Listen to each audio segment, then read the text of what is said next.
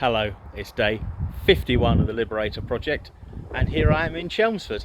Now this is a bit of a change today on this video because I actually stopped recording a video and I'm redoing it, and I don't like doing that. I'd like to do everything in one take and live with the mistakes. However, it is, we're quite in the country here, yet it is so incredibly noisy. There was dogs, there was helicopters, there was planes, there was traffic, there was people shouting. It was absolutely insane. It's quieter in Watford than being around here.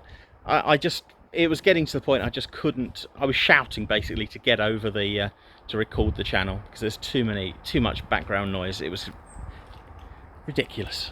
Okay, so I hope it's a bit quieter now. It's certainly quieter than it was. You can still hear there's background noise, but let's do it. Let's go for the one take. Okay, right. Now, this morning, I took my car down to Quick Fit and they put it up on the ramp. Now, I was wrong about the back suspension because I'm used to Capris and, older Fords.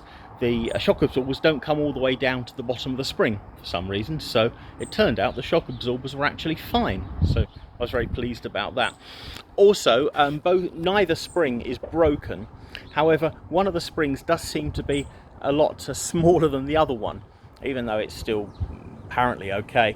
So the car's got a bit of a strange attitude on the road. Now that is something that came across, or something that happened in the last few days. So there has been a change and there is something wrong.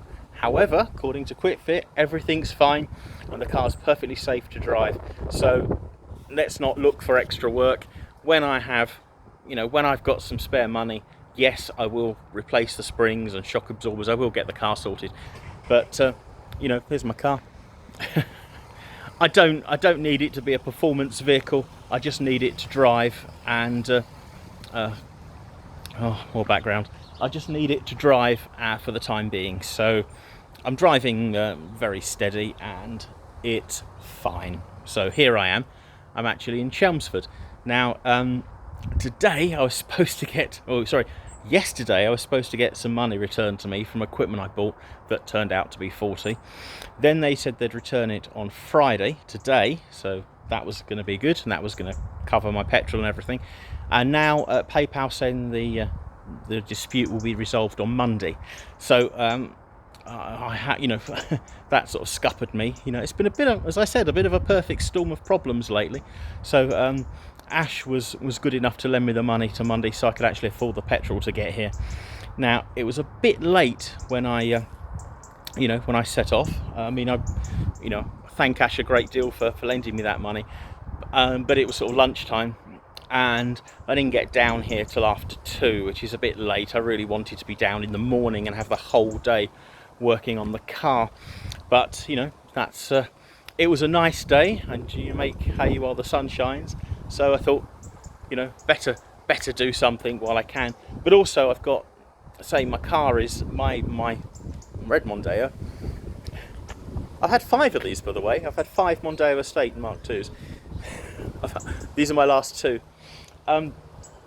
My car is full of stuff I've sorted out from the shed that I want to put into my garage. So coming down had an extra purpose as well. I really needed to clear some space and get rid of stuff, so I wanted to do that anyway.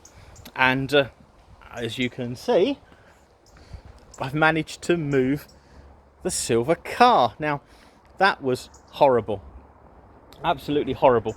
What I did was, I'll show you the problem. Can you see this?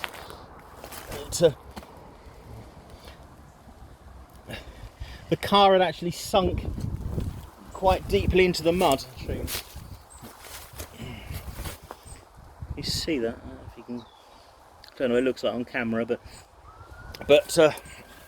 it was about yo far down into the mud on the back of the car, and probably about an inch down into the mud on the front of the car, and that sort of suction made it really difficult to get the little thing out. So I took Neil's advice.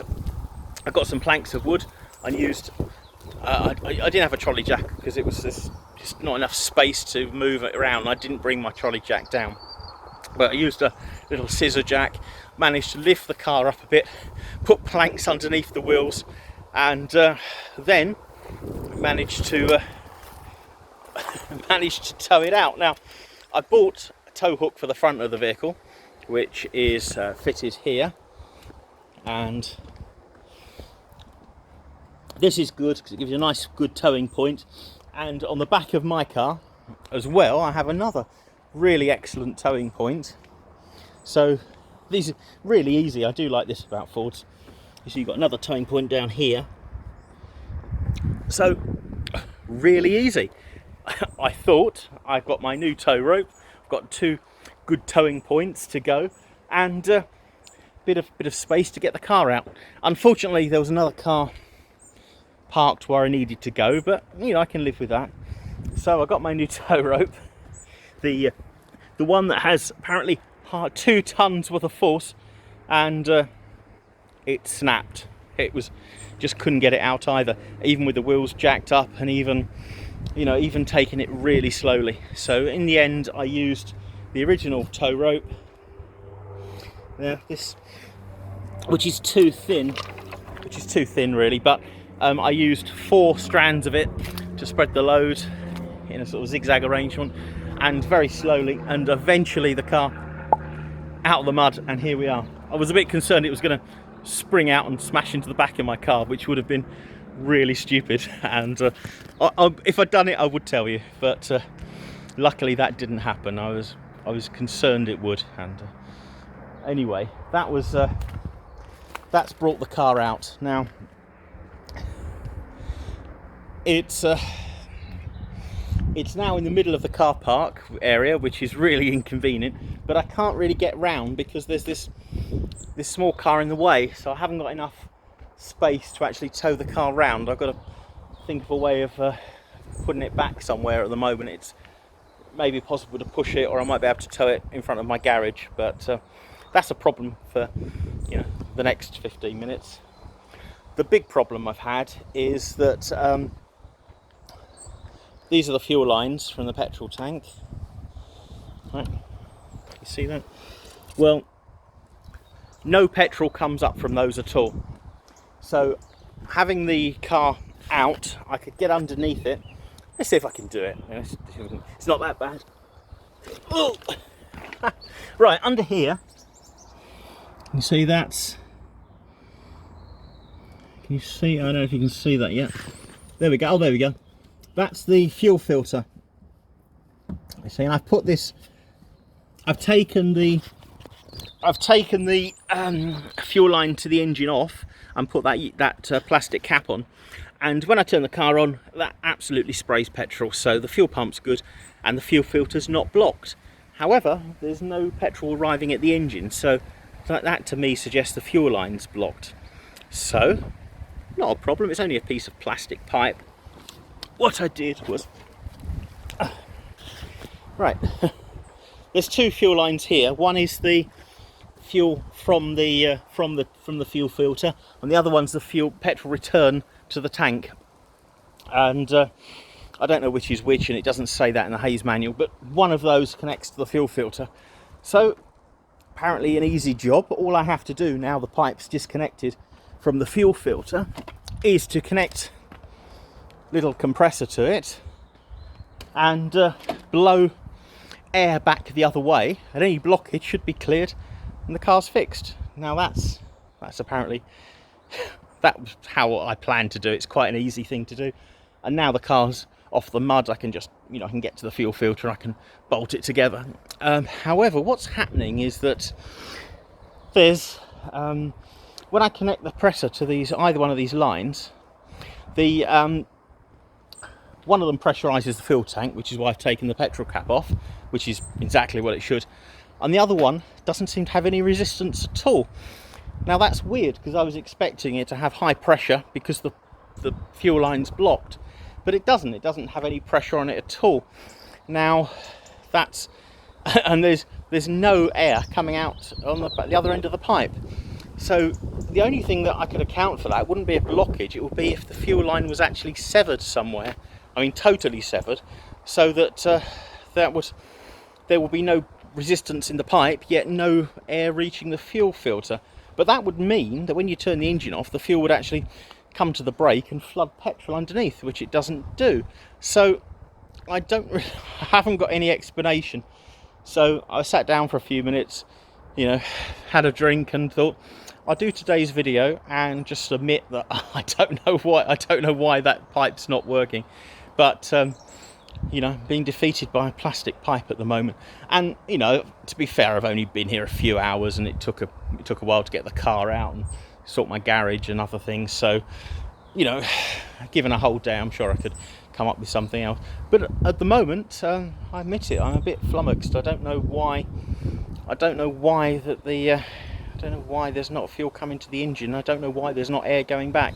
So it may be that I've got the wrong line, but it doesn't seem very likely, because that's the injector rail for the engine.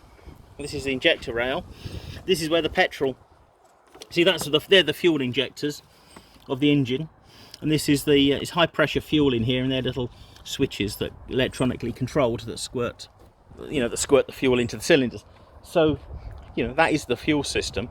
But you know, it's at the moment, it's true. I really don't know what I'm doing. Anyway, that's today. What I'm going to do now is put my junk into the garage, empty my car, tidy this up, and find a way of getting this car out the way. And I don't know, I'll phone up a few friends tonight and see if they've got any ideas why the pipe is blocked but doesn't have any resistance. And you know, I might come back tomorrow if I can afford it and sort it then, or if not, I have to, you know, make another plan, because you know, I might have to come back Monday. I mean, it is, you know, today I'm going to do about 3 hours driving, and that is, you know, a fair bit of petrol, and you know, money's very tight at the moment, so I might have to come back Monday rather than tomorrow. But if you have any idea what I'm doing wrong, other than, you know, not knowing what I'm doing, put a comment down there. I really could do with any suggestions, because it's sort of it wasn't what I expected to happen, and now I don't know what to try next. Okay, that's